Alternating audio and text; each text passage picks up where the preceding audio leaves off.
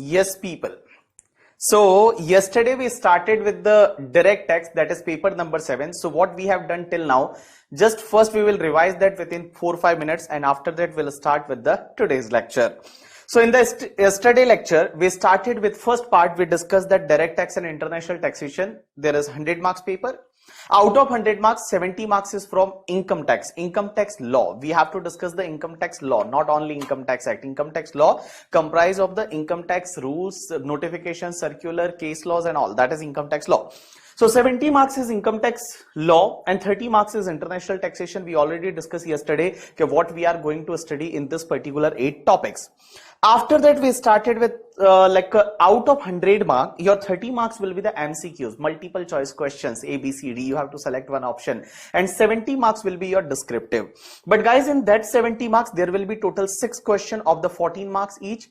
But out of 6 questions, first question is always mandatory, or I can say that compulsory. You have to attend the first question, that is 14 marks question, and mostly this question will be from direct tax only. Always it will be from direct tax only, and this question will be from topic that is total income and tax liability. Remaining 5 questions, that is 2 to 6, out of 2 to 6 you have to attend only 4 questions, and in that all 4 questions, 8 marks will be from the direct tax part and 6 marks will be from your international taxation part. Now in this 8 marks and 6 marks, there will be many times there will be a 8 marks question only from DT, but many times there may be a breakup also, like 4 marks or 5 marks, 3 marks. That type of breakup you can get in the examination. After that, we discussed that why government charge the taxes. So why government charge the taxes? Obviously government charge the taxes because you already given one responsibility to government to run this particular country, to grow this country, to develop this country, and for that purpose they need the 2 things. One is the power and one is the money.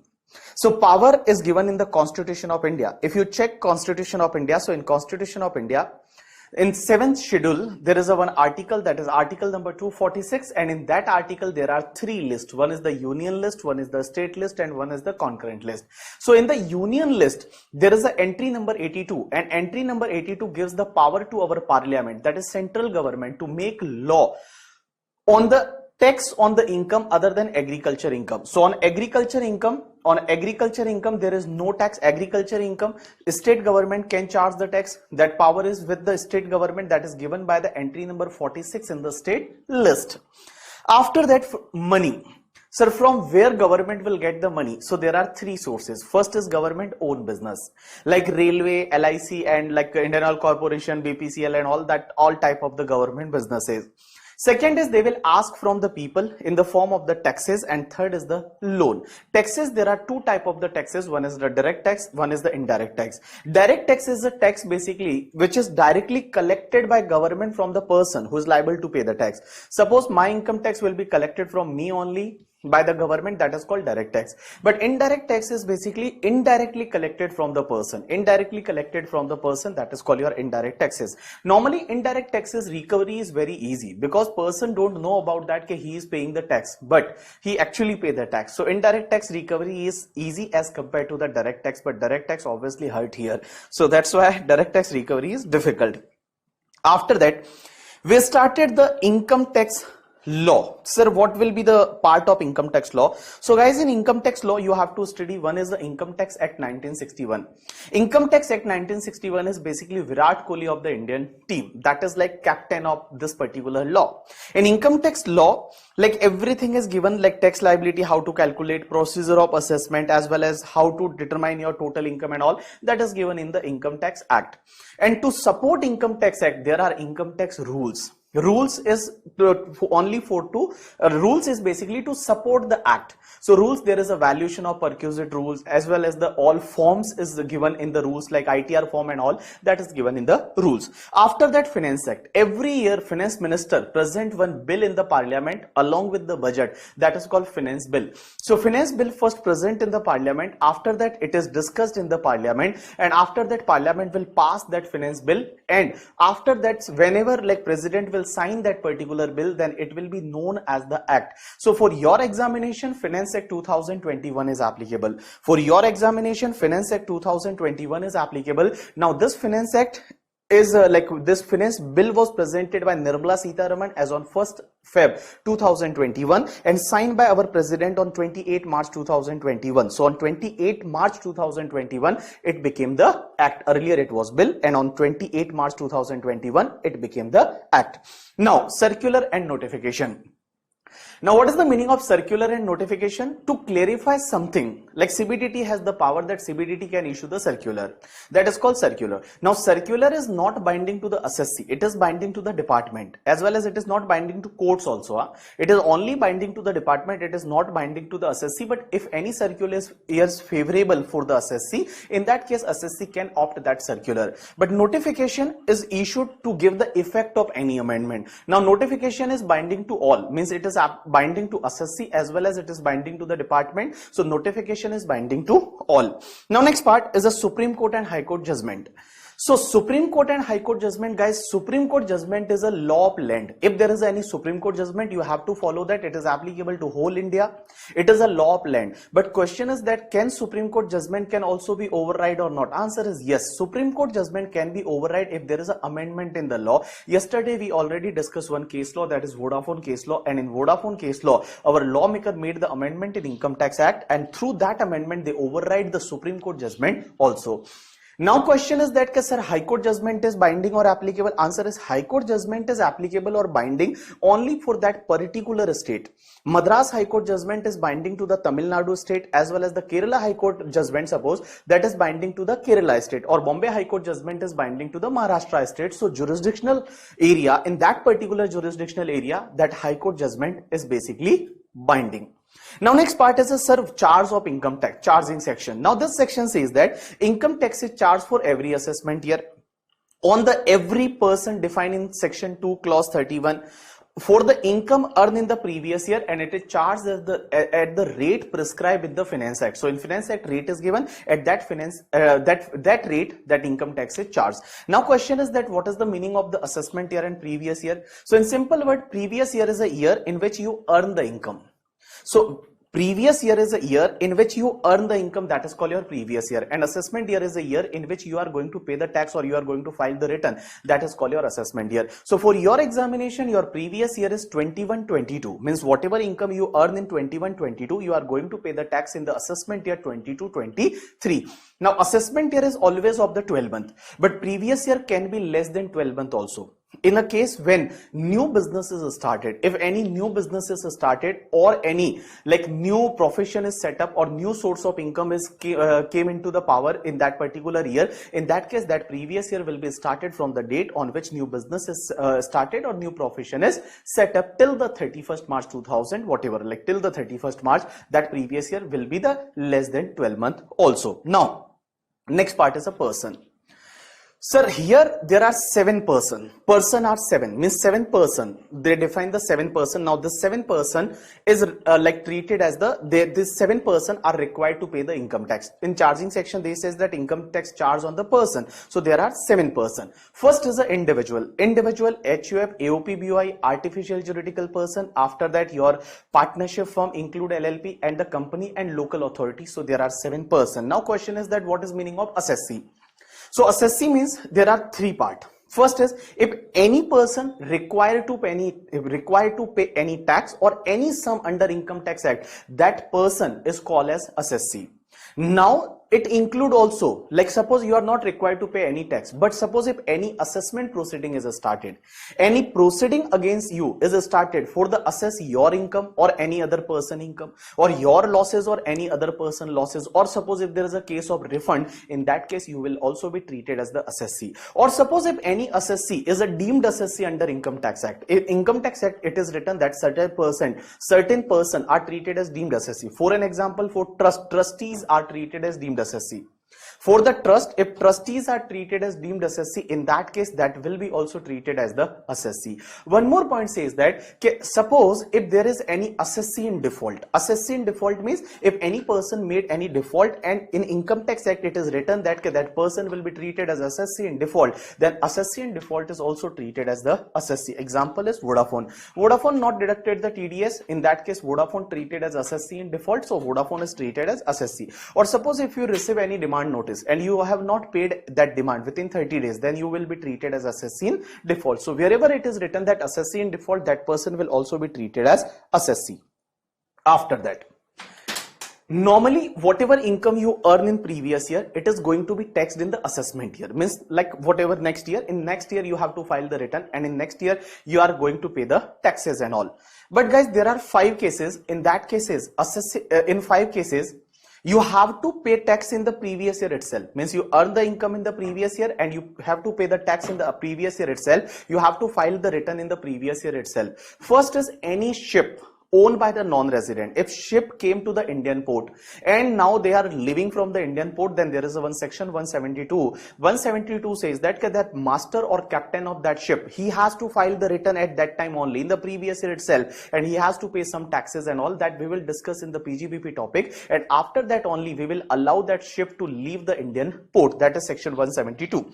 After that there is a one section 174, 174A, 175 and 176. Now this section says that in this 4 cases, if assessing officer think that there may be avoidance of the tax and all, in that case assessing officer can ask assessee to file the return and pay the taxes in previous year itself. In second cases, if any person is living India for the permanent settlement outside India and he don't have any intention to return back to India, then assessing officer wants, in that case assessing officer may ask him to file the return in previous year itself and pay the taxes in previous year itself. Or suppose if AOP, BOI or artificial juridical person, they form for any particular event and that event is completed in previous year, in that case if assessing officer wants, then assessing officer can do that. Or if suppose if any person is transferring the asset to avoid the tax and he is not going to pay the tax and all, in that case assessing officer can ask him in the previous year itself to pay the tax. And last part is if any discontinued business. If there is any discontinued business in the previous year and assessing officer want, in that case assessing officer can ask assessee to pay the tax and file the return in previous year itself. Now guys, this last 4 cases, like this 4 cases, that is the discretionary power of the assessing officer. In this 4 cases, there is a discretionary power of the assessing officer. Means if assessing officer want, if assessing officer think that there may be avoidance and all, in that case only assessing officer will ask assessee to file the return and pay the taxes in previous year. You got my point or not? Yes. So that much we have done yesterday. Now today we are going to start with tax rate. So all people just pay attention. Today very practical part, interesting part. So now today we are going to start with the tax rates for your examination. All people just pay attention. So we are going to discuss tax rates for assessment year 22-23, or I can say that previous year 21-22. So whatever income you will earn in previous year 21-22, it is going to be taxed in assessment year 22-23. So what will be the tax rate for your examination? That is examination May-November 2022. For your examination, assessment year 22-23 is applicable and previous year 21-22 is applicable. Finance Act 2021 is applicable for your examination. Now guys, there are 2 types of the taxes. One is general tax rate. There are 2 types of the taxes. One is general tax rate and one is special tax rate. Now there are 2 types of tax rates. One is the general tax rate and one is the special tax rate. Now first we will discuss about the special tax rate. Special tax rate means there are some special tax rate in income tax. Like, you know that your long-term capital gain under section 112A, that is from share market, if there is any long-term capital gain from share market, that is taxable at the rate 10%, that is one special tax rate. Or suppose if there is any short-term capital gain under section 111A, that is taxable at the rate 15%. Or suppose if there is any long-term capital gain other than share market, like long-term capital gain on immovable property or jewelry and all, that long-term capital gain is taxable at 20%. Or suppose if there is any winning income, in that case that winning income is taxable at 30%. So this all tax rate are known as the special tax rate. These all tax rates are known as the special tax rate, and other tax rate are a general tax rate. Now this special tax rate we will discuss with the topic itself. Means whenever we will study the capital gain, in capital gain we will discuss about this, like all capital gain tax rate. In other sources I will discuss about the winning 30% tax rate, or suppose in non-resident, for non-resident there are some special tax rate on the dividend and all, that we will discuss in the non-resident topic. Today we are going to start with the general tax rate. Today we will discuss only about the general tax rate. Okay, sir, what is the general tax rate? Now general tax rate means for individual HUF there is a slab rate. Like up to 2,50,000 there is no tax and all, that is called slab rate. For partnership firm there is a tax rate 30%, that is called general tax rate. For company there is a tax rate 25% and 30%, that is called general tax rate. So guys, today's lecture is dedicated to general tax rate. Today we are going to start with the general tax rate. All people just pay attention. So in general tax rate, first we are going to discuss about in case of individual, HUF, AOP, BOI and artificial juridical person. Guys, just pay attention now. In case of individual, HUF, AOP, BOI or artificial juridical person, whether this person are resident or non-resident, resident or non-resident, no problem. If any person is non-resident, then also no problem. Here your tax rate will be up to 2,50,000 income. Means up to 2,50,000 income there is no tax, or I can say that 2,50,000 is basically basic exemption. Means up to 2,50,000 income there is no tax. Up to 2,50,000 no tax, or I can say that basic exemption. But in law, they have not written the word basic exemption.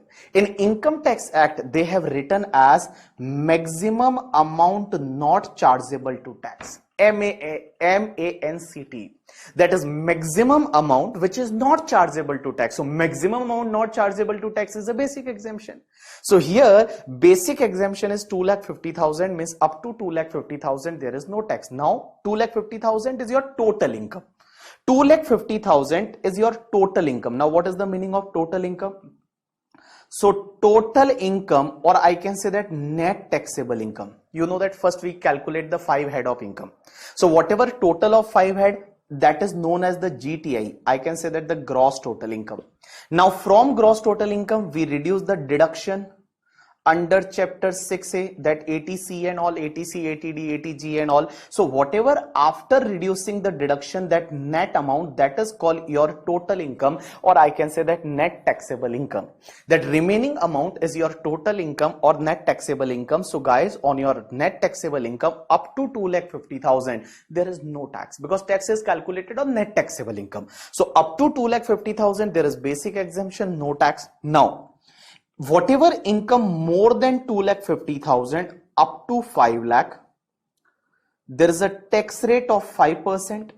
More than 5 lakh up to 10 lakh, more than 5 lakh up to 10 lakh, tax rate is of 20%, and more than 10 lakh there is a tax rate of 30%. All people just pay attention. So what I am saying that in case of the individual HUF, AOP, BOI, artificial juridical person, whether that person is a resident or non-resident, that is irrelevant. Here basic exemption is 250. Basic exemption means maximum amount not chargeable to tax. So 2,50,000 is basic exemption, there is no tax. 250 to 5 lakh there is 5% tax. 5 lakh to 10 lakh there is a 20% tax, and more than 10 lakh there is a 30% tax. Now there may be one question in your mind. Sir, here you are explaining that up to 2,50,000 there is no tax. But sir, we heard that if income is up to 5 lakh then there is no tax. So is there is a basic exemption is 5 lakh? Answer is no. How up to 5 lakh there is no tax? We will discuss after some time. There is a one rebate on and all. So we will discuss after some time. Don't worry about that. There may be a second question also in your mind. Okay, sir, we have already discussed one thing, like there is a some 6 slab rate. like 5%, 10%, 15%, 20%, 25%, 30%, means up to 15 lakh there are slab rate. But you said that more than 10 lakh there is a 30%. So what is that slab rate and all? Don't worry about that. We will discuss in the future lecture. That is some special rate under section 115 BAC. There is some alternative taxation regime and all. So we will discuss in the future. Don't worry about that. Now just you have to understand this part. So what I am saying that in case of the individual, HUF, AOP, BOI, artificial juridical person, whether that person is resident or non-resident, irrelevant, up to 2,50,000 there is no tax. 250 to 5 lakh 5%, 5 lakh to 10 lakh 20%, more than 10 lakh 30%. Now all people just pay attention, a very interesting part. If any person, if any individual is a senior citizen, suppose if any person is a senior citizen, now question is that, sir, what is the meaning of senior citizen here? All people just pay attention. So here senior citizen means a resident individual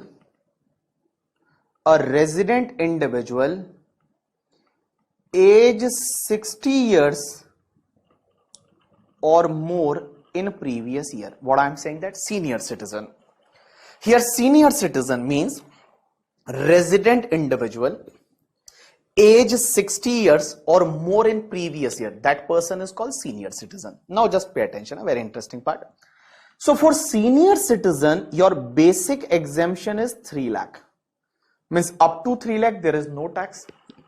If income is more than 3 lakh, up to 5 lakh, then there is tax is 5%. And more than 5 lakh, up to 10 lakh, tax is 20%. And more than 10 lakh, here tax is 30%. So what I'm saying that all people just pay attention. In case of the senior citizen, here senior citizen means any resident individual age 60 years or more in previous year. For that person 3 lakh is a basic exemption, or I can say that this 3 lakh is a MANCT. MANCT means maximum amount which is not chargeable to tax. That is basic exemption is 3 lakh. 3 lakh to 5 lakh 5%, 5 lakh to 10 lakh 20%, more than 10 lakh 30%. Now guys, here you have to focus on this part. All people just pay attention. Here they mention that senior citizen means resident individual. Means first condition, that person should be resident. Means that individual should be resident. That is the first condition. It means I can take one example. Okay, suppose there is a one person resident of Canada, name is Mr. Hobo. There is a one person, name is Mr. Hobo. He is a resident of Canada and his age is 72 years. His age is 72 years, but he is a resident of Canada. Suppose he is earning any income from India. Is higher basic exemption 3 lakh will be available for him or not? Answer is no, beta, no. Because he is not a senior citizen. To become a senior citizen, there is a first prior condition. First primary condition is that person should be resident. So here Lobo or Hobo, whatever I discuss about Canada person, Canada resident person, Mr. Hobo. Hobo is non-resident for India, then he will never be treated as senior citizen. Even his age is more than 60 years, no problem at all. You got my point or not? Yes. So what I'm saying that first part, to become a senior citizen, that person should be resident in India. So if resident individual, now age 60 years or more in previous year. If any person age is 60 years or more in previous year, then only he will be treated as senior citizen. Okay, now next part, all people just pay attention. There is one very interesting part. All people just pay attention. What happened? Okay, suppose I am going to take one example. There is a one person, Mr. Bala. There is one person, name is Mr. Bala. Mr. Bala. Now suppose Mr. Bala, for an example, Mr. Bala is celebrating his 60th birthday on 1st April 2022. Mr. Bala celebrating his 60th birthday on 1st April 2022. what was the birth date of Mr. Bala? Can you calculate 60 years, just back the 60 year? Means what was the birth date? Birth date of Mr. Bala, because he is celebrating his 60th birthday on 1st April 2022. Just give me the birthday, birth date. 1st April 19.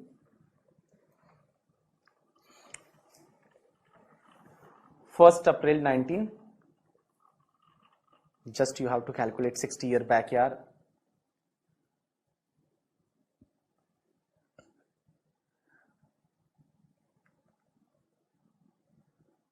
Okay, so everyone is saying that 1st April 1962. Yeah, 1962 was birthday of Mr. Bala. Now just pay attention. Huh? Guys, our previous year for your examination, your previous year is 2021-22. Your previous year is 2021-22. So 2021-22, this previous year will start from 1st April 2021. And this previous year will be end by 31st March 2022. That is your previous year. Now guys, he is celebrating his 60th birthday. He is celebrating his 60th birthday here. Here he is celebrating his 60th birthday on 1st April 2022. On this date, he is celebrating 60th birthday. Means he is cutting the cake on 1st April 2022. Everyone is saying that happy birthday to you and all. That is on 1st April 2022. Now my question to all of you, okay, sir, whenever we celebrate our birthday, then our particular age is completed on that day or the last day. For an example, my birth date is 10 December. So on 10 December, I celebrate my birthday. So now question is that on last 10 December, I celebrated my birthday. I completed the 32 years. So now question is that, sir, 32 years I completed on 10 December itself or on the 9 December? Means you have completed a particular age or you have attained that particular age on that date only or on the last date. Just tell me one thing. Now in this case, if you say that Bala completed 60 years of age on 1st April 2022 only, means on the date on which he is celebrating his birthday, then he is not eligible for higher basic exemption in current year. Then he is not eligible for higher basic exemption in current year, means he will get the basic exemption of 250 only. But suppose if you say that Bala completed 60 years of age on 31st March 2022, means on the last day he completed the age of 60 years. It means in this previous year, his age is 60 years or more, means he can claim the basic exemption benefit of 3 lakh. So my question to all of you, in this particular example, Mr. Bala, he is celebrating 60th birthday on 1st April 2022. On 1st April 2022, everyone is celebrating his birthday. So my question to all of you, he completed the 60-year age on that date only or on the last date?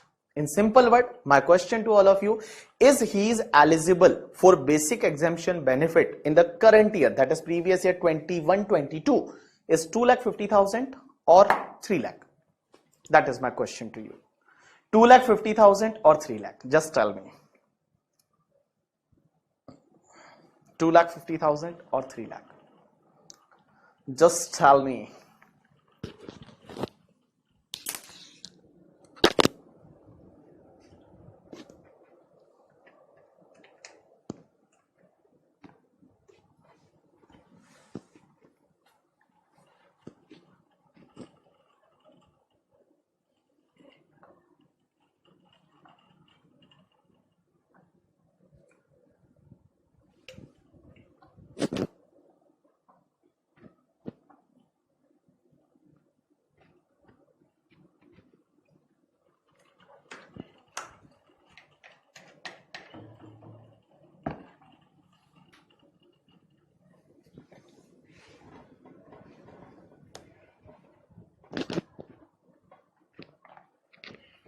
Okay.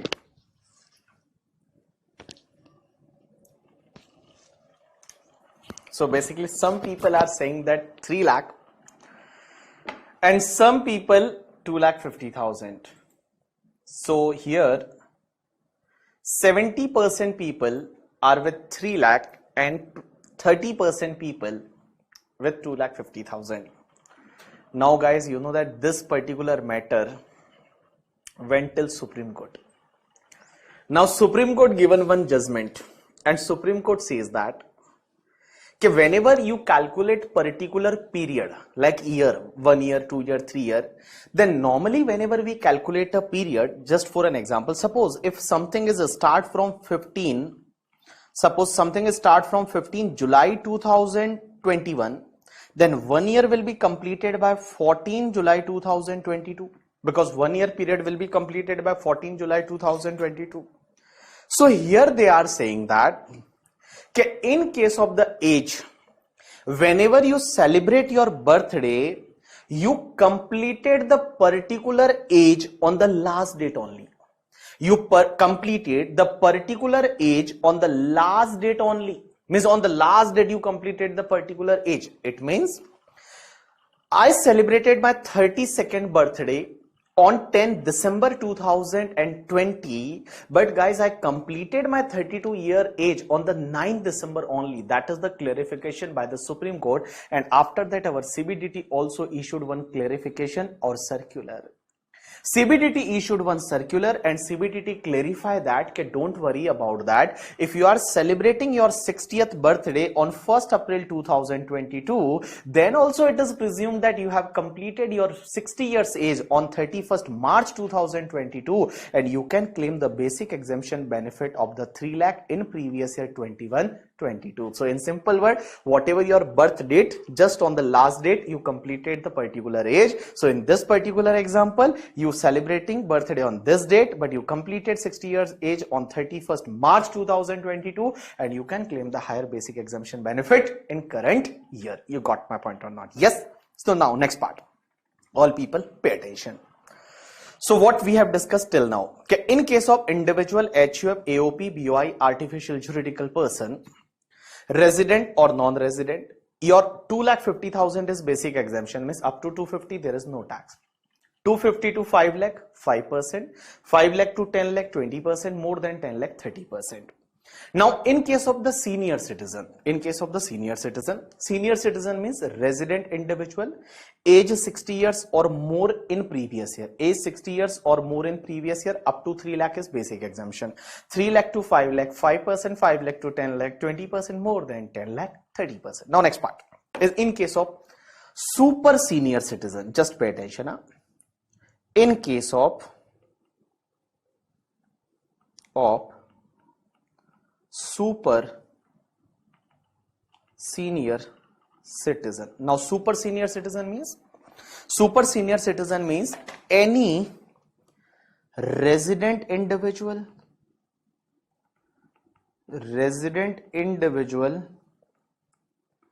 age 80 years or more. If any resident individual age 80 years or more in previous year, that person is called super senior citizen. Super senior citizen, resident individual age 80 years or more in previous year, that person is called as super senior citizen. Now guys, all people just pay attention. So in case of super senior citizen, your basic exemption is 5 lakh, means up to 5 lakh there is no tax. Up to 5 lakh there is no tax. Now income is more than 5 lakh up to 10 lakh, more than 5 lakh up to 10 lakh, your tax rate is 20%, and more than 10 lakh your tax rate is 30%. So up to 5 lakh there is no tax, or in simple word I can say that basic exemption. 5 lakh to 10 lakh 20%, or more than 10 lakh 30% tax rate for super senior citizen. You got my point or not? Yes. Now guys, in this case also, if any person, any individual, he is celebrating his 80th birthday on this date, 1st April 2022, he is celebrating his 80th birthday. In that case, it is presumed that he completed the 80 years age on 31st March 2022 only, and he can claim the higher basic exemption benefit. So do one thing, I'm just giving you here something in the tabular form so you can remember that. So suppose if any person is having birthday on 1st April 1962, then basic exemption for previous year 21-22, basic exemption for previous year 21-22, or you can say that assessment year 22-23 is 3 lakh rupees. And if birth date is 1st April 1942, in that case, that basic exemption is 5 lakh rupees. So just note down this particular part anywhere in your book. No need of notebook. In textbook only, you can write anywhere. That birthday on 1st April 1962, then current year, that basic exemption means basic exemption in this particular year.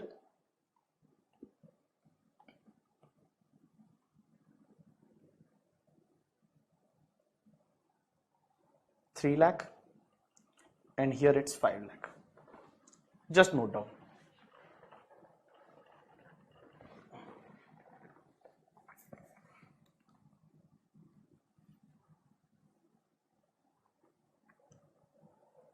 Done.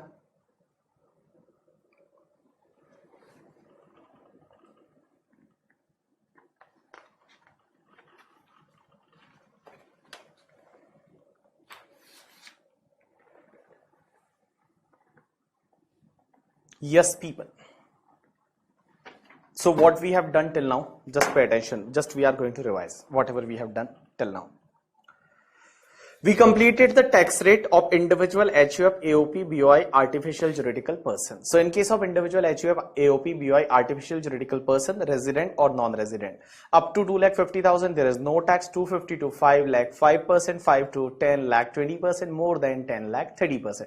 In case of senior citizen means resident individual, age 60 years or more in previous year, that is called senior citizen. So in case of senior citizen, your tax rate is, basic exemption is 3 lakh. 3 lakh to 5 lakh, 5%, 5 lakh to 10 lakh, 20%, more than 10 lakh, 30%.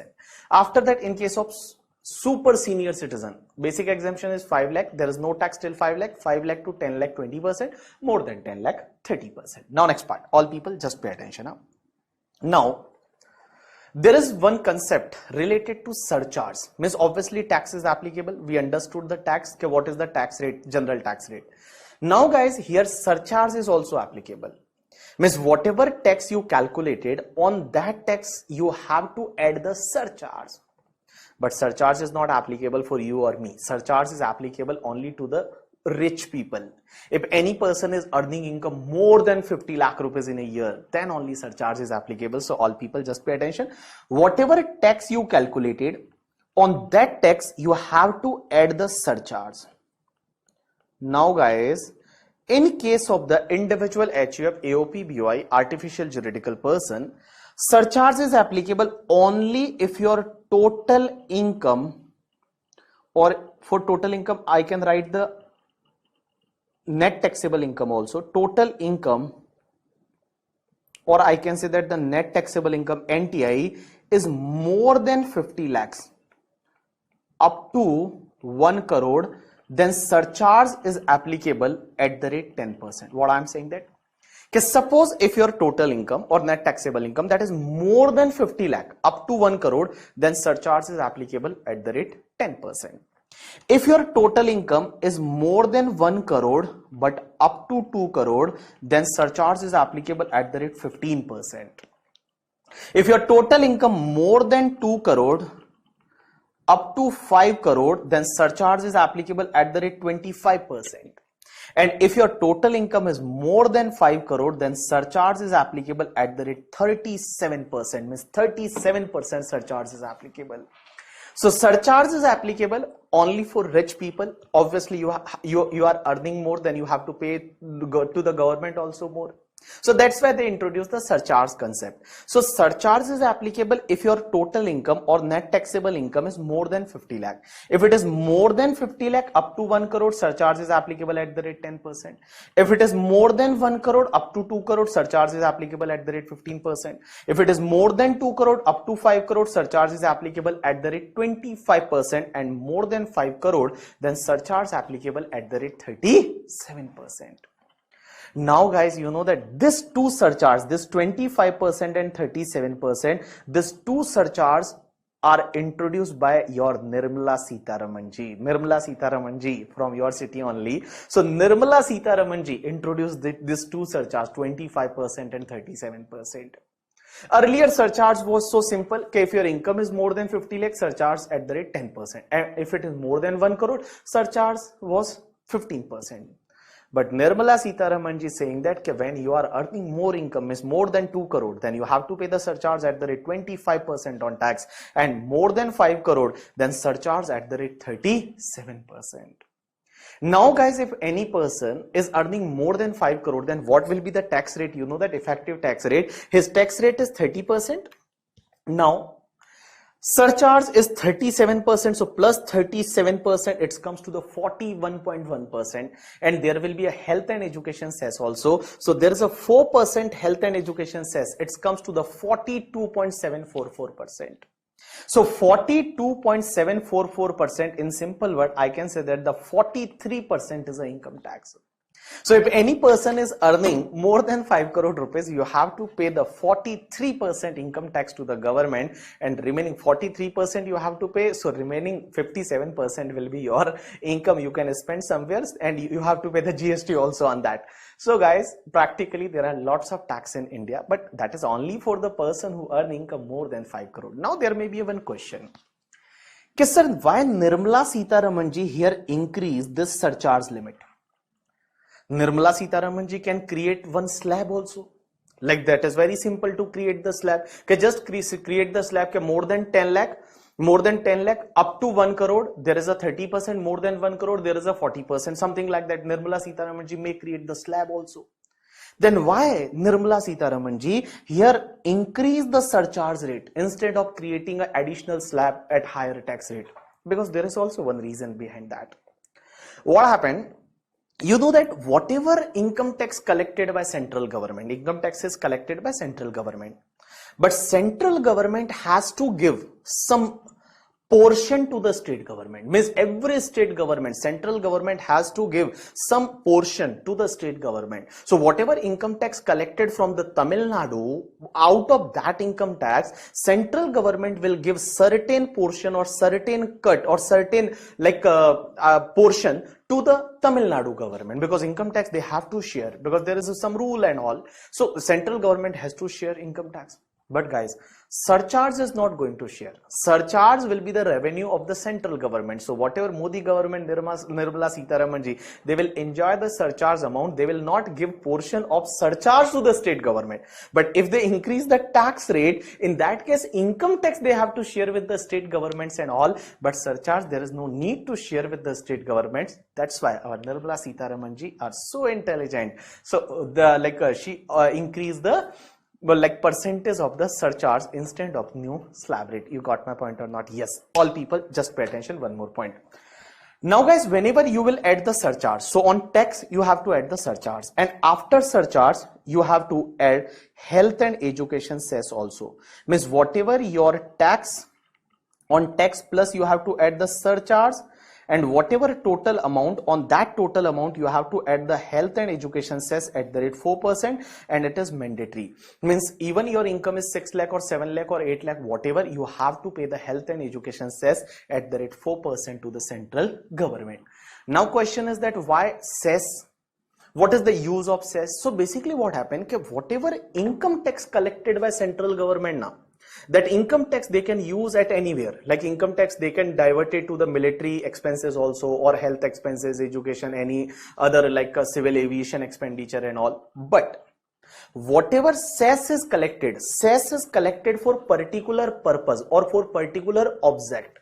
So here health and education cess, this health and education cess is collected only for the promote or for the help in the health and education. So they have to use that particular fund only towards the health infrastructure as well as the education infrastructure. So that's why they're collecting the cess. So cess is a specific, like their use is very specific, like health and education. But if there is an income tax they can use as per their like wish or their like whatever their budget and all, according that they can use anywhere. But cess they have to use for particular object only. You got my point or not? Yes. All people just pay attention. Now next part.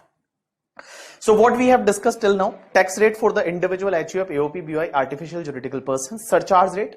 If your income is more than 50 lakh up to 1 crore, 10% surcharge, more than 1 crore up to 2 crore, 15% surcharge, more than 2 crore up to 5 crore, 25% surcharge, more than 5 crore, 37% surcharge, and after surcharge you have to pay the health and education cess, that is 4%. Now next part. Sir, what is the tax rate for the partnership firm? Next is partnership firm or LLP. Partnership firm and LLP both are same in income tax, no difference. So partnership firm, LLP and local authority. Partnership firm, LLP and local authority. Guys, here there is no slab rate for partnership firm, LLP and local authority. Here tax rate is flat 30%. Here tax rate is flat 30%. And after that, is surcharge is applicable? Answer is yes. So you have to add surcharge at the rate 12%. Surcharge at the rate 12% if net taxable income is more than 1 crore. There is only one surcharge rate, that is 12%. If net taxable income is more than 1 crore, then you have to add the surcharge at the rate 12%, and after that you have to add the health and education cess. You have to add the health and education cess at the rate 4%. So what I am saying, that all people just pay attention. For partnership firm, for LLP and local authority, your tax rate is 30%, that is flat 30% tax rate. Surcharge at the rate 12% if your net taxable income, or I can say that total income, is more than 1 crore, then 12% surcharge. Health and education cess is 4%. Now, there is one separate tax rate for the cooperative society also. Now there is one question to all of you. Tomorrow you have to find out that cooperative society will be covered in AOP, BOI or artificial juridical person. You have to check that. I will not, you have to check in your office. There will be a PAN card of cooperative society and all. So you can find out that cooperative society will be covered in the like AOP, BOI or artificial juridical person. So for cooperative society, there is some other tax rate. Cooperative society. Now guys, for cooperative society, they are saying that up to 10,000 rupees income, there is tax rate is 10%. Means up to 10,000 tax rate is 10%. Up to 10,000 means NTI, net taxable income or total income. Up to 10,000 tax rate is 10%. Income is more than 10,000 up to 20,000. Here tax rate is 20%, and more than 20,000 here tax rate is 30%. So for cooperative society, if your income is up to 10,000, tax rate is 10%, 10,000 to 20,000, 20%, more than 20,000, 30%. Now question is, sir, surcharge is applicable or not? Answer is yes. Here also surcharge is applicable, but surcharge at the rate 12%. Surcharge is applicable at the rate 12% only if surcharge is applicable at the rate 12% if net taxable income is more than 1 crore. If net taxable income is more than 1 crore, then surcharge applicable at the rate 12% like partnership firm and local authority and LLP. Now health and education cess is applicable. Answer is yes. Health and education cess 4% is applicable. So all people just pay attention. Just we have discussed two more person tax rate. One is the firm, LLP and local authority. So for firm, LLP and local authority, your tax rate is 30%. Surcharge at the rate 12% if NTI is more than 1 crore. Health and education cess at the rate 4%. And for cooperative society, if your total income is up to 10,000, 10%, 10 to 20, 20%, more than 20, 30%, surcharge applicable at the rate 12% if income is more than 1 crore, and health and education cess applicable at the rate 4%. Now next part is very interesting. Now question is that, sir, what is the tax rate for companies? Just pay attention, huh? Just pay attention. I am going to ask you one question. So for company, so guys, there are two type of company basically. One is your domestic company and one is foreign company. One is domestic company and one is foreign company. Sir, what is the tax rate? So just here I am writing for foreign company tax rate is 40%. For foreign company tax rate is 40%. But sir, what is the tax rate for the domestic company? Now question is that, sir, what is the meaning of domestic company? I will explain you in dividend topic. There are three type of company. One is the Indian company, one is the domestic company and one is the foreign company. So normally all Indian companies are domestic company, like Reliance Industries Limited, Tata, TCS and all, like Big Bazaar, like all DMart and all these companies are like domestic company, because all Indian companies are domestic. Indian company means company incorporated in India, all are domestic company.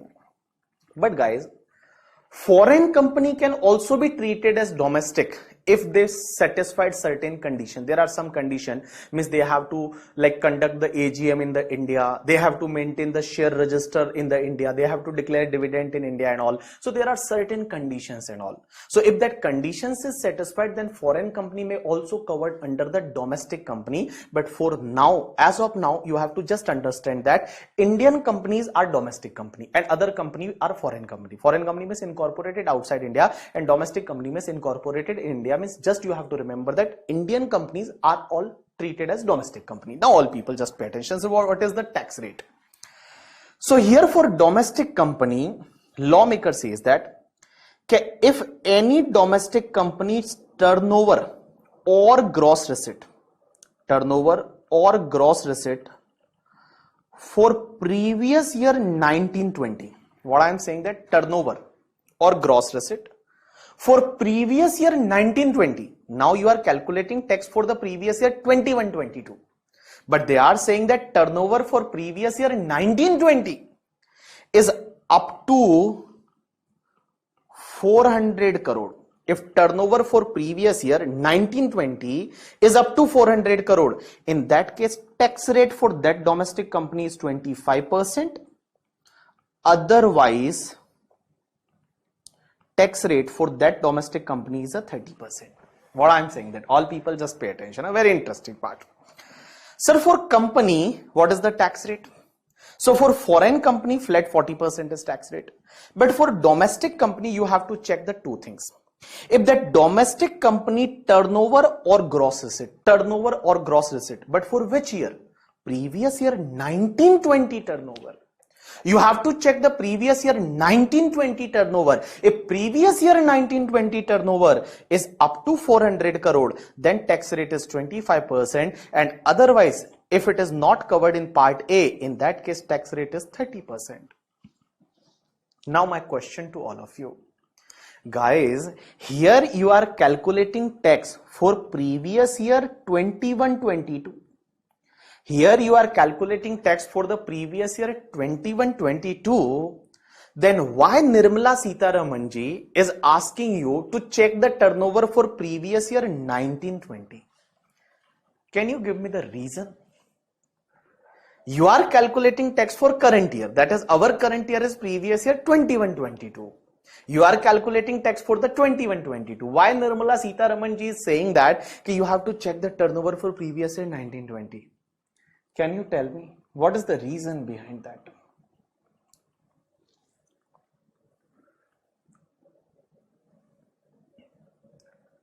Just tell me. Amrita, answer is because of COVID.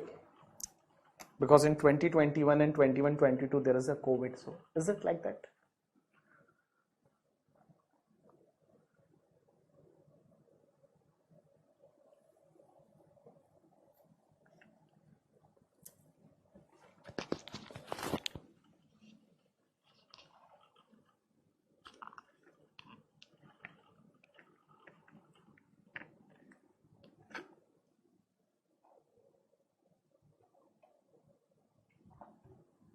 Monisha is saying that election.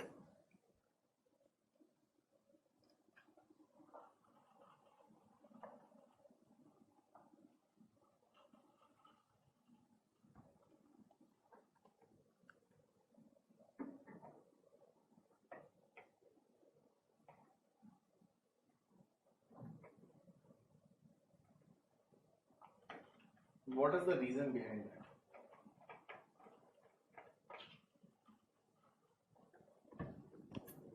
Some people are saying that COVID, some people are saying that since financial statement are not audited till 30th September for many companies, someone is saying that election, COVID and all. Okay, just tell me, just I am going to explain you. Don't worry about that. Guys, Nirmala Sitharaman ji is saying that okay, you have to check the turnover for previous year 1920.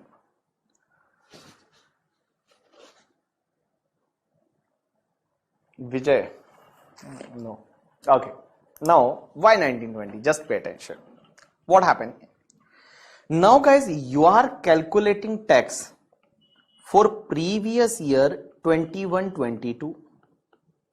Suppose if Nirmala Sitharaman ji write that, okay, like you have to check the turnover for 21-22 current year turnover, and current year turnover is up to 400 crore, then your tax rate is 25%, otherwise 30%. What people will do, you know that?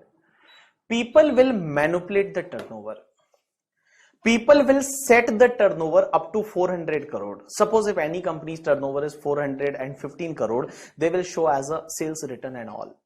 So what they can do, they can manipulate the turnover if they ask about the current year turnover. Now your question is that, okay, sir, okay, if they are not saying about current year turnover, they can mention last year turnover. So guys, last year, your last year is previous year 2021. Now, this previous year 2021 period start from 1st April 2020 till 31st March 2021.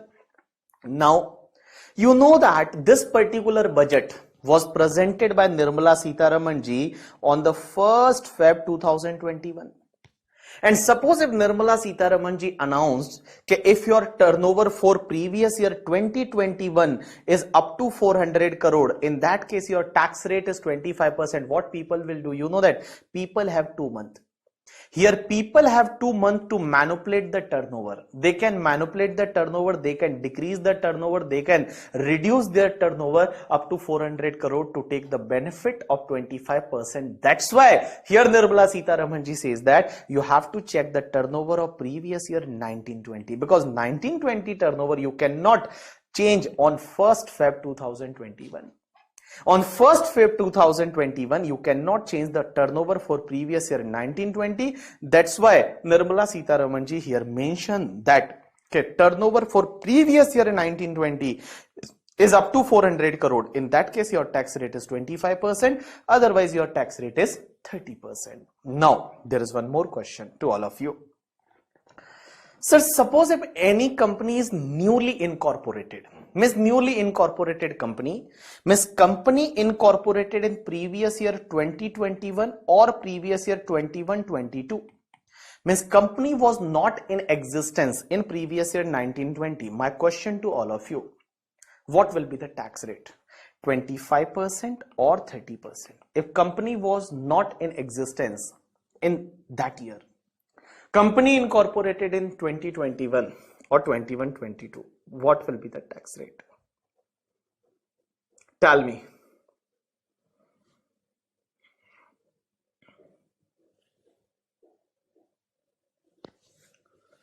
Tell me what will be the tax rate? 25 or 30? Company incorporated in last year or in current year? 25 or 30?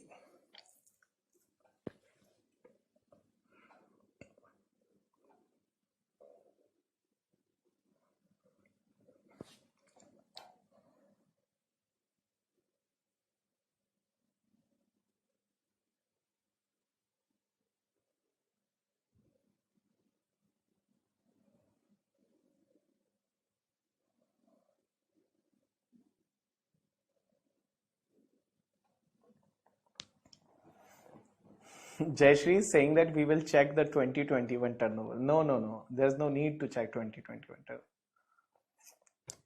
If it will fall within point, it will fall within point B, that is Niranjana.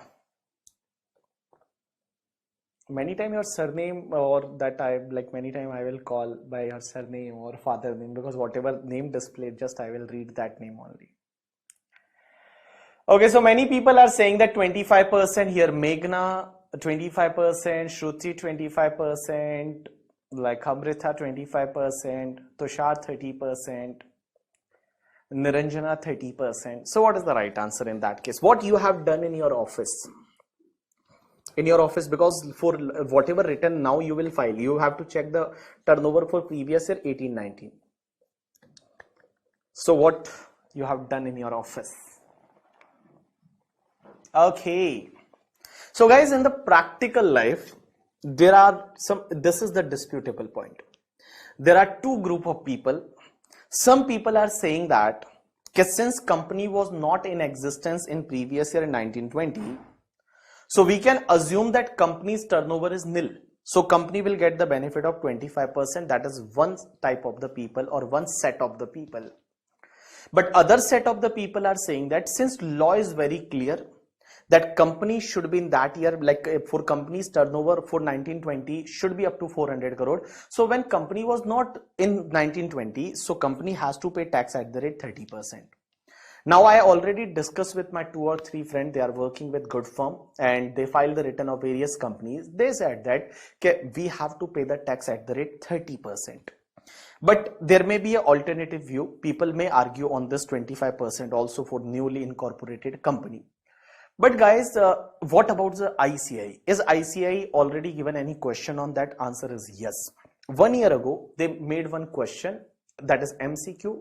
And in MCQ, that company was newly incorporated, turnover, like obviously there is no relevance of turnover, company was newly incorporated and they taken the tax rate at the rate 30%.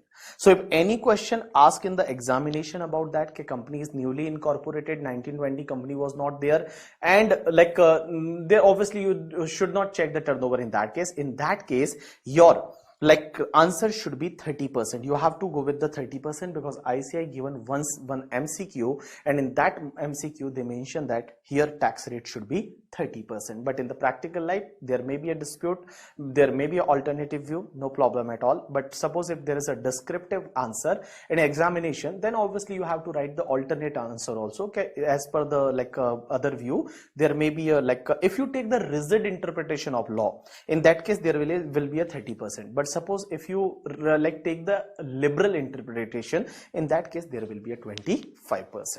Okay, now next part. Sir, what will be the surcharge in case of the company? Is surcharge is applicable? Answer is yes. Here guys, surcharge is applicable, but surcharge is applicable if your net taxable income is more than 1 crore up to 10 crore. So if your net taxable income is more than 1 crore up to 10 crore, surcharge is applicable in case of domestic company at the rate 7%. And in case of foreign company at the rate 2%. But suppose if your net taxable income is more than 10 crore, in that case surcharge is applicable at the rate 12% in case of domestic company and 5% in case of the foreign company. So what I am saying that all people just pay attention. In case of company, is surcharge is applicable? Answer is yes. If your net taxable income is more than 1 crore up to 10 crore, domestic company surcharge is 7%, foreign company surcharge is 2%, and if your net taxable income is more than 10 crore, surcharge at the rate 12% in case of the domestic company and 5% in case of the foreign company. Now there may be one question, sir, why surcharge is lower in case of foreign company? Guys, in case of foreign company, you check that rate is very high, like 40% is tax rates, that's why here surcharge rate is lower. In case of domestic company, that 25 or 30% rate is lower, that's why here surcharge rate is higher, that is 7% and 12%. Now there may be one more doubt in your mind, okay sir, we heard that now company have to pay tax at the rate 15% and 22%, but you explained 25 and 30%. Don't worry, that sections are different section, that there are special tax rate under section 115BAA and 115BAB. Company has to surrender lots of exemption, deduction and all that we will discuss later. Don't worry about that, we'll explain you that part also, but today we are discussing about general tax rate. You got my point or not? Yes. Now next part. Here you have to add the health and education cess also. Like health and education cess is applicable in all cases. Like in all SSC, all cases, health and education cess is applicable at the rate 4%. Tax plus surcharge plus health and education cess means whatever tax plus surcharge, you have to add the health and education cess on that. Okay. Okay. Now next part. All people just pay attention. Guys, remember one more thing. There are two sections. One is the section 288A and 288B. That section says that whatever your net taxable income means total income. Whatever your net taxable income, that is total income, and your net tax payable, that has to be rounded up in the nearest rupees of the 10. Means this both have to be rounded up in the nearest rupees. It is rounded up in the nearest rupees of the 10. Means you have to round it up. Just pay attention. We can take one example. Suppose your income is 9,63,533. So here 963,533, you have to round it up to the nearest rupees of 10. Means you have to take 963,530. And suppose if your income is 963,538, in that case you have to write as 963,540. Means in simple word I can say that if there is a 1, 2, 3, 4, you have to round it up to the down 10. And suppose if there is a 5, 6, 7, 8, 9, you have to round it up to the up 10. You got nearest rupees of the 10, you have to round it up. You got my point or not? Yes. So do one thing, whatever given in your book on the page number, you have to read that. Page number, this page, that is page number 4. So whatever written on page number 4, just read that. After that, page number 5 also you have to read that. After that, page number 6, whatever given till this particular part, that is 288A and 288B, you have to read that. So before rebate, just read that. So first page number 4, 5 and 6, whatever given till rounded up part, just read that. After that we'll start with marginal relief. I'm going to give you 4 minutes time. So within 4 minutes you have to read that. Read.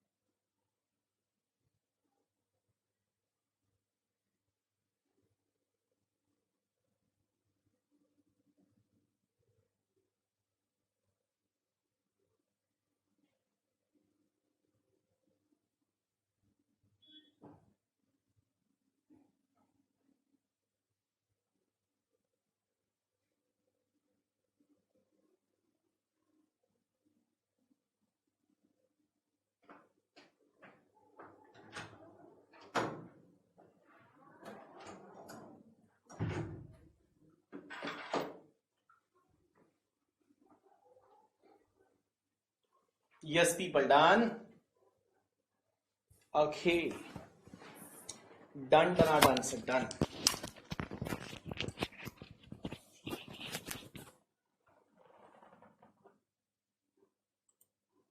Done.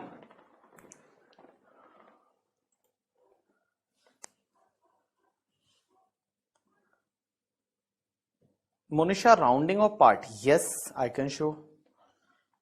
Here it is a rounding of part. Like 538, then 540, 533, then 530. 538, then 540, 533, then 530. Okay, now just pay attention. We are going to start with very interesting part. Sir, in every concept you always say that it's very interesting.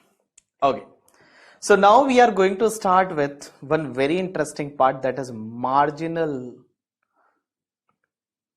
relief. Sir, what is the meaning of marginal relief? Marginal. Now marginal already you studied in your costing also. Now in costing you studied one topic, that is marginal costing. Now what is the meaning of marginal costing? Means whatever additional cost to produce one extra unit, that is called marginal cost, or in simple word I can say that variable cost.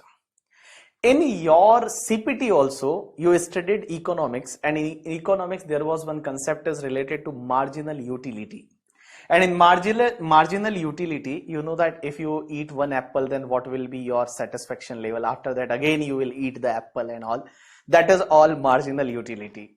Now, okay, 955 Amrita, then it will be rounded up to 960. Means if it is 5, 6, 7, 8, 9, then upper like 10, and if it is 1, 2, 3, 4, then lower 10. If it is 955, then it is 960. You have to write as 960. Okay, now one more point. So marginal relief. So sir, whatever marginal utility and marginal costing we have studied, now in income tax there is one concept is called marginal relief. Now what is marginal relief? All people just pay attention. We are going to take one example. Suppose there is one company, name is Mr. Name, sorry, what company name is, how can Mr. could. Okay, there is one company name is a BB Private Limited. So BB Private Limited, a domestic company, and company's turnover for previous year 1920 is suppose 520 crore. So turnover for previous year 1920 is 520 crore. You have to calculate the tax for current year. Now current year total income of company is suppose 1 crore 1 lakh. Total income of company is 1 crore 1 lakh. You have to calculate the tax. All people just pay attention. For next 3-4 minutes you have to just focus here only 4 to 5 minutes. Just pay attention. So here there is one company name is a BB Private Limited, domestic company, turnover for 1920 is 520 crore, means current year tax rate will be 30%. Sir, how to calculate tax here? So just pay attention. First I will calculate the tax. So here tax on total income, tax on total income. So tax on total income at the rate 30%. So 30% tax comes to the 30,30,000.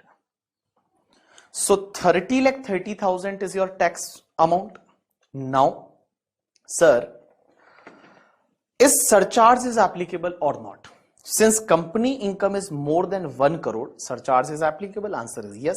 Because just we studied that in case of domestic company, if your income is more than 1 crore up to 10 crore, surcharge is applicable at the rate 7%. And more than 10 crore, then surcharge is applicable at the rate 12%. So here surcharge is applicable. So what you will do, just you will add here surcharge, add surcharge at the rate 7%. So here you have to calculate the surcharge. So on 30,30,000 multiply by 7%, it comes to the 2,12,100. So what will be your total amount? That is 32,42,100. Now just pay attention. Here it is very interesting part. Company's income is 1 crore 1 lakh. Now you calculated tax 30%, 30 lakh 30,000. You just add one surcharge 7%, 2 lakh 12,100. Total tax comes to 32 lakh 42,100. Now guys, here company argue that, okay, sir, we made one mistake because we earned the income of 1 crore 1 lakh. Suppose our net taxable income or total income is 1 crore only. For an example, our total income or net taxable income is only 1 crore. Then what will be your tax amount? Can I say that your tax amount will be the 30 lakh because 30%? Is surcharge is applicable or not? Answer is no, surcharge is not applicable. Surcharge is applicable only if your income is more than 1 crore. Here our net taxable income is 1 crore. Our tax will be 30 lakh only. There is no surcharge at all. So here company just explained to our Nirmala Sitharaman ji, कि Nirmala ji, here this is unfair with us. Because when we earn our net taxable income is 1 crore, our tax is only 30 lakh. There is no surcharge at all, only 30 lakh. And by mistakenly, we have earned this 1 lakh rupees extra. By mistakenly, we have earned this 1 lakh rupees extra.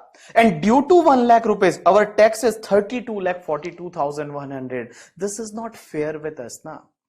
Nirmala Sitharaman ji, Narendra Modi ji, just do one thing, just take that 1 lakh, whatever we have earned extra, just take that 1 lakh. We don't want that 1 lakh rupees. Then also, it should be 31 lakh. Suppose if you take this 1 lakh from us, then also it's 31 lakh. You are charging here 32 lakh 42,100. This is not fair with us now. This is not reasonable with us. So here guys, Nirmala Sitharaman ji says that don't worry, we will give you the marginal relief. We will charge from you only this 31 lakh. We will charge from you whatever excess amount, that 1 lakh 42,100, that amount we will give you as a marginal relief. In this particular case, all people just pay attention. Here what happened exactly? Here in this example, your income is increased by 1 lakh rupees. Your income is increased by 1 lakh rupees, and due to that, your tax is increased, that is 2,42,100. Your income is increased only 1 lakh here, because on 1 crore, there is tax is only 30 lakh. On 1 crore 1 lakh, there is tax is 32 lakh 42,100. Means increase in income is only 1 lakh, and due to that, your tax is increased 2 lakh 42,100. So this is unfair now. Means increase in income is only 1 lakh, and due to that, your tax is increased by 2 lakh 42,100 due to the surcharge. Why tax is increased more as compared to income? That is due to the surcharge. So here Nirmala Sitharaman ji says that don't worry about that. We will charge only 1 lakh from you, and we will give you the 1 lakh 42,100 come marginal relief. We will provide you the 1 lakh 42,100 come marginal relief. Now question is that, sir, in examination, how we will recognize that here it is marginal relief is applicable or not? It's very simple question. Just pay attention how you have to solve this question. Always first calculate the tax. So in this example, I just calculated the tax, that is on 1 crore 1 lakh, just calculated tax 30 lakh 30,000. Just add the surcharge, that is 2 lakh 12,100, and after that here just write that this amount is restricted to. This amount is restricted to tax on 1 crore plus NTI minus 1 crore. NTI means net taxable income, or I can say that total income. Just here write that this amount is basically restricted to, means it should not be more than tax on 1 crore plus NTI minus 1 crore means whatever more than 1 crore we are just giving to the Nirmala Sitharaman ji. Whatever we earn excess more than 1 crore that we are just hand over to the Nirmala ji. So here tax on 1 crore comes to 30 lakh. Here tax on 1 crore comes to 30 lakh plus your NTI is 1 crore 1 lakh. So 1 crore 1 lakh minus 1 crore it comes to the 1 lakh. So just you have to write here 31 lakh rupees. Now guys, I am saying that okay, this amount is basically this amount is basically restricted to this. Just pay attention. This amount, this 32,42,100, this is restricted to 31 lakh. Can I say that you have to carry whichever is lower? Because this amount should not be more than this. It means this amount is restricted to this. Just continue the whichever is lower part. So just I will continue here, whichever is lower, and here whichever is lower is 31 lakh. So automatically I will get the marginal relief of, here automatically I will get the marginal relief of 1,42,100. Automatically I will get the marginal relief of 1,42,100, and after that just add here health and education cess at the rate 4%. So 31 lakh 4%, it comes to your 1,24,000. So 1,24,000 total comes to, totals 31 lakh plus 4%, it comes to 32,24,000. So that is called your net tax payable. That is called your net tax payable. You got my point or not? Yes. So guys, always what you have to do, it's very simple. Now there may be one question, sir, where marginal relief is applicable? Is marginal relief is applicable only in case of company? No, Baba, no. Marginal relief is applicable everywhere, wherever surcharge is applicable. So in case of individual, HUF, AOP, BOI, artificial juridical person, company, as well as partnership firm, everywhere you have to check the marginal relief, wherever your surcharge is applicable. One more point. When we have to check this marginal relief, you have to check the marginal relief when your income is little bit more than that particular limit. Like in case of individual, HUF, AOP, BOI, artificial juridical person, surcharge is applicable at more than 50 lakh income. Or if it is more than 1 crore, then surcharge rate is changed. More than 2 crore, surcharge rate is changed. More than 5 crore, surcharge rate is changed. So in case of individual, HUF, AOP, BOI, artificial juridical person, if your income is little bit more than 50 lakh or 1 crore or 2 crore or 5 crore, you have to check the marginal relief. In case of partnership firm, local authority and LLP, if your income is little bit more than 1 crore, you have to check the marginal relief.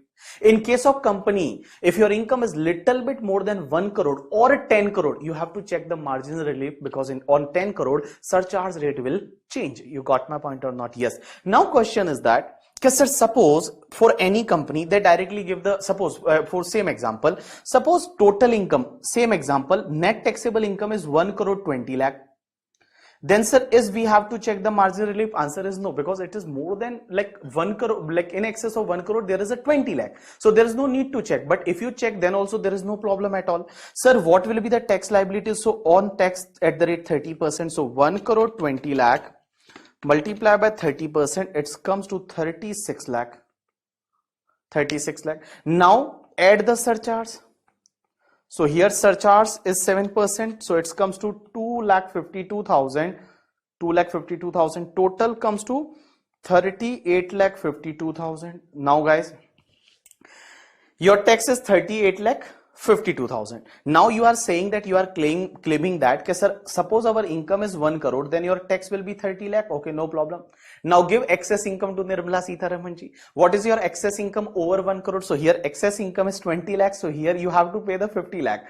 Now question is that, is 50 lakh is more beneficial or 38,52,000 is more beneficial? Right answer is obviously 38,52,000 is more beneficial. That's why here there is no marginal relief in this particular question. But if you check by our formula is very simple. Just you have to write here that, okay, after just first calculate the tax, after that add the surcharge, and after that just write that, okay, this amount is restricted to tax on 1 crore plus NTI minus 1 crore. So here tax on 1 crore is your 30 lakh and NTI means net taxable income minus 1 crore is 20 lakh. So guys, here it comes to the 50 lakh. You have to take whichever is lower. So lower comes to 38 lakh 52,000. Now on this 38 lakh 52,000, so obviously there is no marginal relief. Just you have to add the health and education cess. You got my point or not? Yes. So whenever your income is little bit more than 1 crore in case of company or little bit more than 10 crore, you have to check the marginal relief. Suppose if you confuse, then do one thing, just check that. Just check that. You will get to know that here marginal relief is available or not. Okay. But suppose if there is a 1 crore 50 lakh or 1 crore 20 lakh or 1 crore 30 lakh and all, then there is no need to check. But in case of individual HUF, AOP, BOI, artificial juridical person, you have to check the marginal relief if your income is little bit more than 50 lakh, 1 crore, 2 crore or 5 crore, because surcharge rate will change. We will do the various question on that. Don't worry about that. So this is one question. Now guys, there is one example in your book. So directly come to the example number 1. First we will read marginal relief. So marginal relief, if there is a marginal increase in the income over 50 lakh, 1 crore, 2 crore or 5 crore. In case of individual HUF, AOP, BOI, artificial juridical person, or 1 crore in case of company, firm, local authority or cooperative society, or 10 crore in case of company, surcharge is applicable on entire amount of income tax, and as a result increase in the tax is more than increase in the income, and in order to remove this defect, assessee shall be allowed relief to the extent increase in tax is more than the increase in income, and it is called as marginal relief, and it can be shown in the manner given below that I will explain you in the example. So there is one question, example number 1, that is similar example, whatever we have done, same example. Compute tax liability of Shivani Limited, a domestic company, assuming that the total income is 1 crore 1 lakh, same example, but there is one change. For previous year in 1920, turnover is 380 crore. So since turnover is 380 crore, it means here tax rate will be 25%. So you will solve this particular question. First, you will take the total income, after the tax, after the add surcharge, after that you will write that amount is restricted to tax on 1 crore plus additional income, and whichever is lower, you have to calculate marginal relief. After that, add the health and education cess. Don't worry, I am just showing the solution of this question. So this is the same question, just you have to follow this part.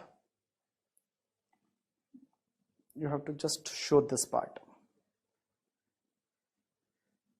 Okay, so just solve this part. Only there is one difference, tax rate is 25%. Just give me answer, what is net tax payable and what is the amount of marginal relief. Just do that.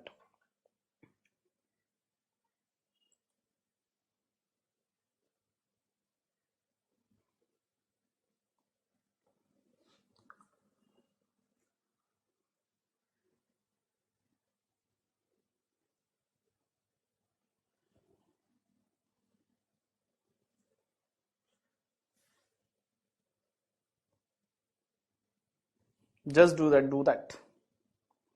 Give me answer of net tax payable and marginal relief.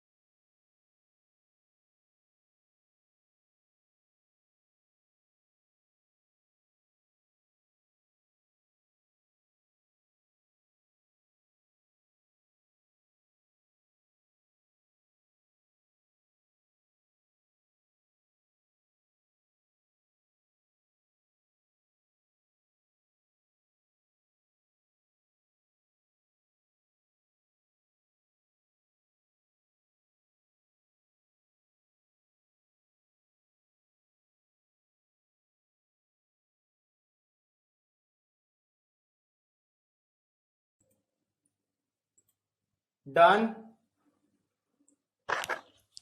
Yes, people, done?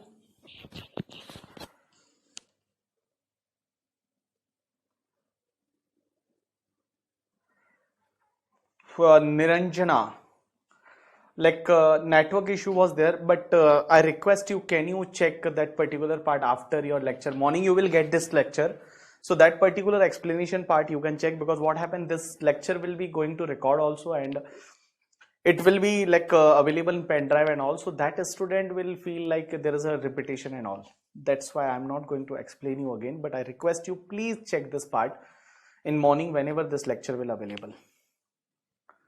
Okay, so there are various answer. So major, like many people answer is right, I think. Yeah. So here, okay, so right answer is, all people just pay attention, right answer is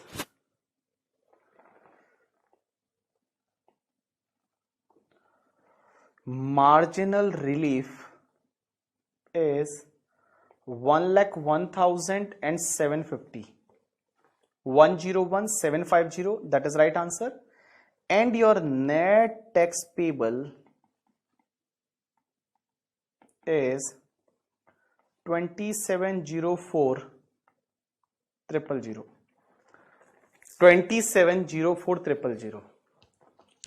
2704,000.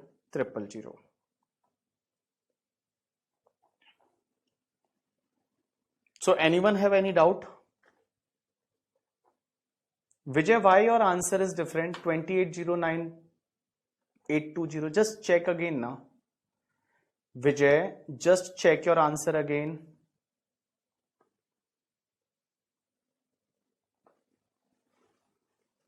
Vijay, please check your answer. So this is the right answer. Your marginal relief is 1,01,750 and your net tax payable is 2704,000.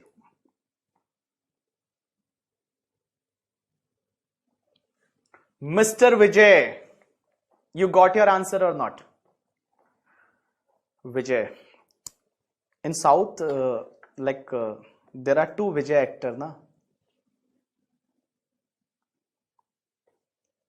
Actor name is Vijay, na, in South.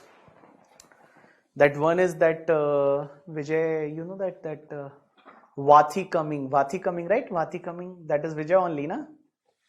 There is one song, Vathi coming. Vathi, yeah, Vathi is a teacher.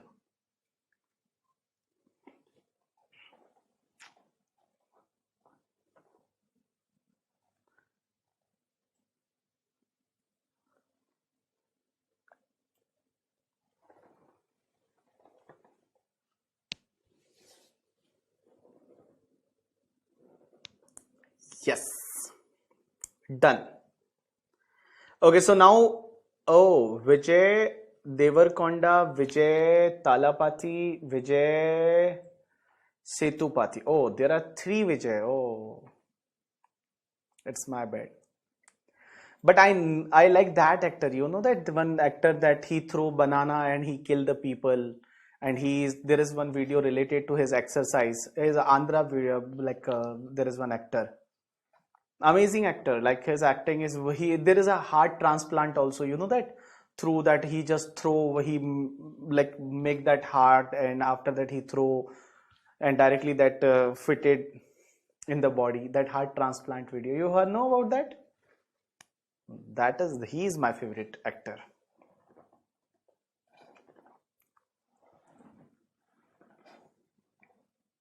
What's the name of that actor?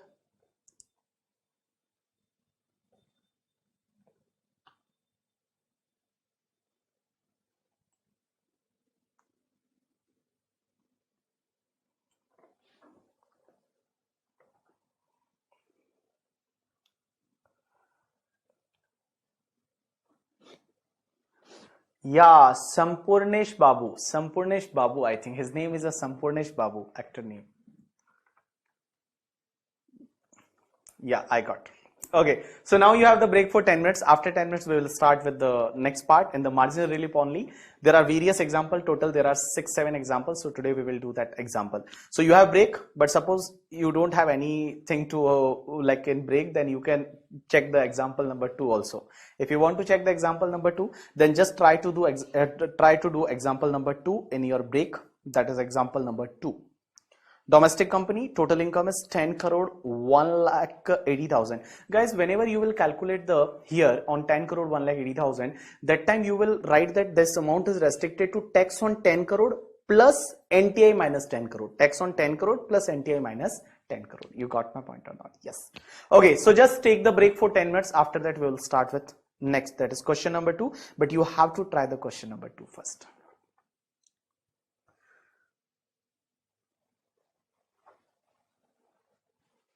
So you have 10 minutes break.